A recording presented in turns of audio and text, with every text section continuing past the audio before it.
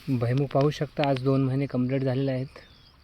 SIT वैद्यकीय पद्धतीने ह्याचं खत व्यवस्थापन फवारणी आहे. 2 एकरचा प्लॉट आहे हे. आम्ही तिळाचं पण उत्पन्न घेतलेलं आहे. तीळ पण पाहू शकता,